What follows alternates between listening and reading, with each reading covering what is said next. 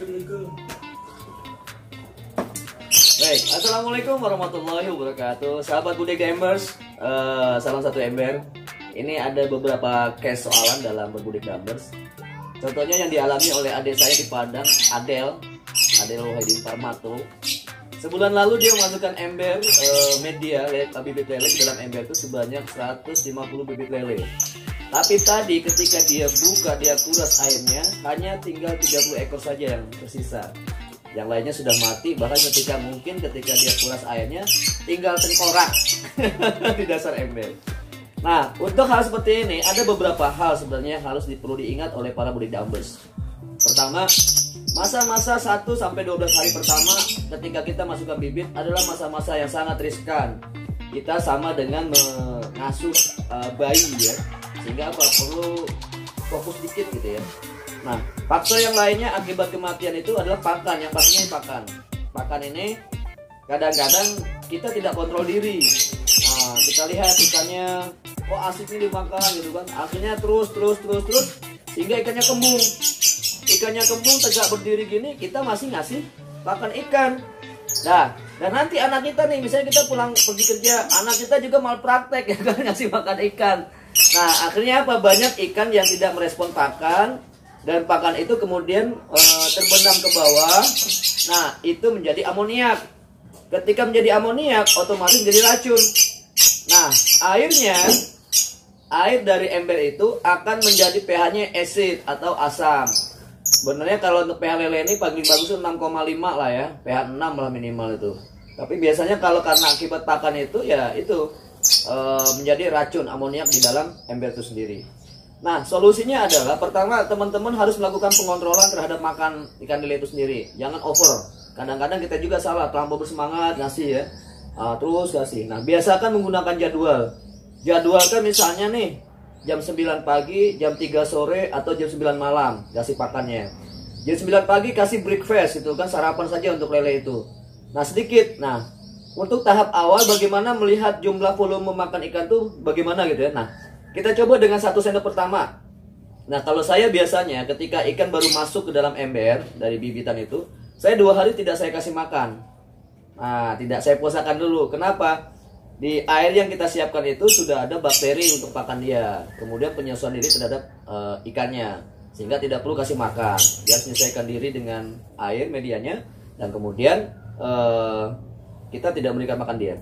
Nah, ketika hari ketiga baru kita angsur dengan makanannya. Makanannya juga harus kecil, karena bukaan mulut ikan juga kecil kan, tidak besar. Kasih yang paling halus biar pakannya ya, atau peletnya. Nah, dikasihlah mungkin pertama dikasih 1 tutup gitu ya, atau 1 sendok. Tung. Nah, lihat respon ikan. Kasih 1 sendok. Tung, lihat respon ikan pertama kali. Kasih lagi 1 sendok, lihat respon ikan. Ketika di sendok keempat dia tidak respon, sudah stop. Jangan diteruskan. Kenapa? Dia sudah kenyang. Nah, kadang-kadang ini salahnya. Ikan sudah kenyang, kita pergi anak ngasih. Sehingga apa? Terjadi penumpukan pakan di bawah dan menjadi amoniak. Itu yang pertama. Nah, yang kedua biasanya berkaitan sekali nih antara media air dengan hasil dari amoniak tadi. Air sangat menentukan. Kenapa? Ikan itu hidup di air. Ketika air pH-nya asam, maka kemungkinan kematian ikan akan sangat tinggi.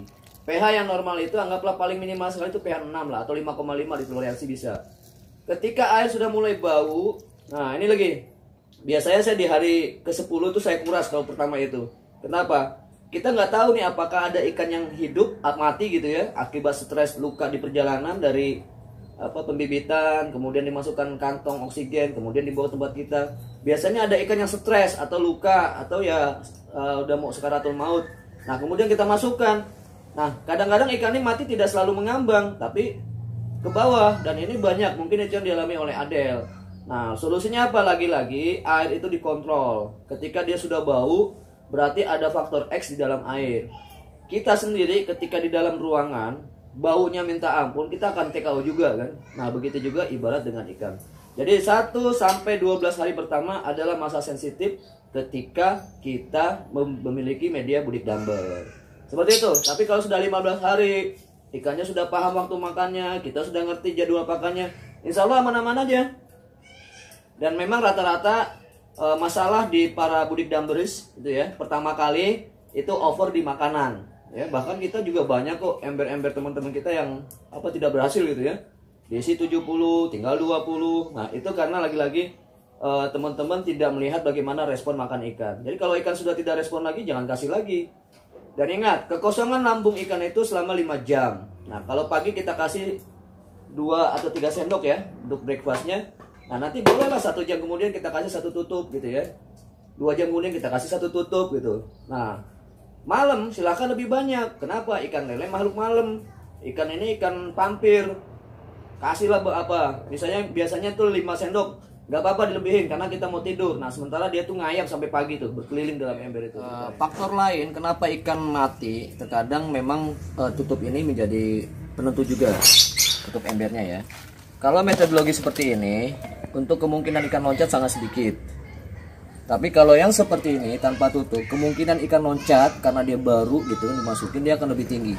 Terlebih kalau hari hujan. Nah, kalau di sini kita biasanya ikan baru masuk kita tutup kayak gini, pakai karung bawang kayak gini lah ya, kita tutup kayak gini. Itu di hari-hari 15 hari pertama lah. Jadi kalau mau kasih makan, buka, ya, masukin pakannya. Nah, ini lebih safety. Jadi kemungkinan ikan tuh loncat lebih sedikit. Nah, kalau di siang hari kita lagi dari dekat budik dumbbers, mungkin bisa lihat, oh ikannya loncat, kita ambil. Tapi kalau malam hari kayak gini, terbuka kayak gini, ikan loncat, kita tidak bisa tahu gitu kan, tiba-tiba kucing yang makan gitu kan. Nah, ini yang faktor yang sangat juga berpengaruh. Jadi metodologi tutup ember, metodologi terbuka sangat berpengaruh bagi anak-anak ikan yang bibit ikan yang baru kita masukin. Karakter bibit anak ikan itu suka loncat ya.